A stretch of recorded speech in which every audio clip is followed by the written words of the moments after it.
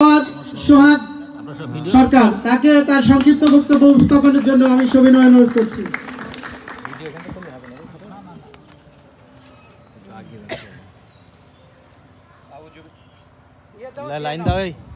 আউযু বিল্লাহি মিনাশ শাইতানির রাজিম বিসমিল্লাহির রহমানির রহিম।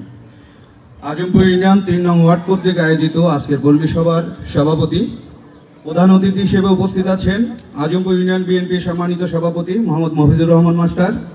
বিশেষ অতিথি হিসেবে উপস্থিত আছেন ১২ নং আজমপুর ইউনিয়ন বিএনপির সম্মানিত সাধারণ সম্পাদক মোহাম্মদ মোজাম্মেল হক মামা এবং বিশেষ অতিথি হিসেবে উপস্থিত আছেন আজমপুর ইউনিয়ন বিএনপির সম্মানিত সাংগঠনিক সম্পাদক মনিরুল ইসলাম মেম্বার এবং উপস্থিত আছে মহেশপুর উপজেলা নেতৃবৃন্দ, উপস্থিত আছে মঞ্চে আজমপুর ইউনিয়ন বিএনপির নেতৃবৃন্দ এবং অংশগ্রহণ নেতৃবৃন্দ এবং আমার সামনে উপবিষ্ট আজমপুর ইউনিয়নের কর্মী এবং আজমপুর ইউনিয়ন ৩ নং ওয়ার্ডের কর্মী এবং সমর্থকবৃন্দ, সবাইকে আমার সালাম, আসসালামু আলাইকুম। আপনারা জানেন কর্মী সভা মানেই কর্মীদের একটা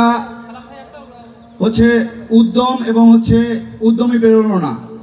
কারণ যারা এখন বর্তমানে নেতৃত্ব দেন বা আগামীতে নেতৃত্বে আসবেন, এদের কাজ এই ওয়ার্ডের এবং এই সমাজের পিছিয়ে পড়া মানুষের পাশে দাঁড়ানো এবং তাদের জন্য কাজ করা, তাদের পাশে থাকা, তাদেরকে বিপদ আপদে সবসময় তাদেরকে পাশে নিয়ে চলা।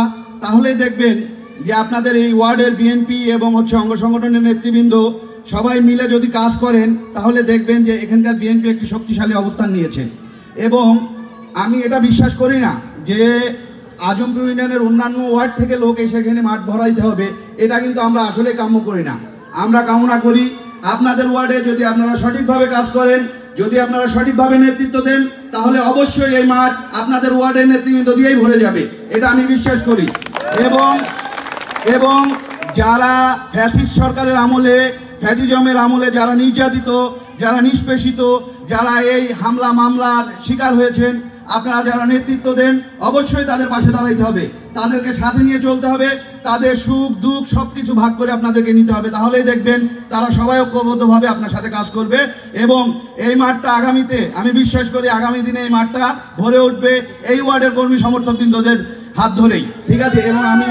এবং আমি এই মঞ্চে উপবিষ্ট নেতৃবৃন্দর দৃষ্টি আকর্ষণ করতেছি, আপনারা যারা নেতৃত্ব দেন অবশ্যই আপনারা আপনাদের সংগঠনগুলোকে বা অঙ্গ সংগঠনগুলোকে নেতৃত্ব হিসেবে আপনারা তাদেরকে সাথে থাকবেন, তাদেরকে সাথে নিয়ে কাজ করবেন, আপনারা তাদেরকে তাদের ভালো কাজের জন্য উৎসাহ দিবেন। আজকে একটু বলতে বাধ্যই হচ্ছি, যারা নেতৃত্ব দেয় আমরা মনে করি ওর সাথে 50 জন মানুষ আসে, কেন আসবে ওর সাথে 50 জন মানুষ? কিন্তু আমরা এটা একবারও বিশ্বাস করি না যে ওর সাথে 50 জন মানুষ আসতেছে, আমার সাথে যেন 25 জন মানুষ আসে, আমার সাথে যেন 50 জন মানুষ আসে, আমার সাথে যেন 100 জন মানুষ আসে। এই যে যারা নেতৃত্ব দেয়, আমার ইউনিয়ন নেতৃবৃন্দর কাছে আমার আকুল আবেদন, আপনারা তাদেরকে একটু দেখভাল করবেন, তাদেরকে সমর্থন দিবেন, তাদেরকে সামনে আসার সুযোগ করে দিবেন, তাহলে দেখবেন আজমপুর ইউনিয়ন একটা বিএনপি নির্ভরশীল ইউনিয়ন হিসেবে তৈরি হবে এবং আজমপুর ইউনিয়নের বিএনপিকে একটি শক্তিশালী সংগঠনের রূপ দেওয়া যাবে। সবাইকে ধন্যবাদ জানিয়ে শেষ করতেছি। বাংলাদেশ জিন্দাবাদ, শহীদ জিয়া অমর হোক, খালেদা জিয়া জিন্দাবাদ, তারুণের অহংকার তারেক রহমান, তোমার প্রতীক্ষায় বাংলাদেশ। ধন্যবাদ সোহাগ সরকারকে তার সংক্ষিপ্ত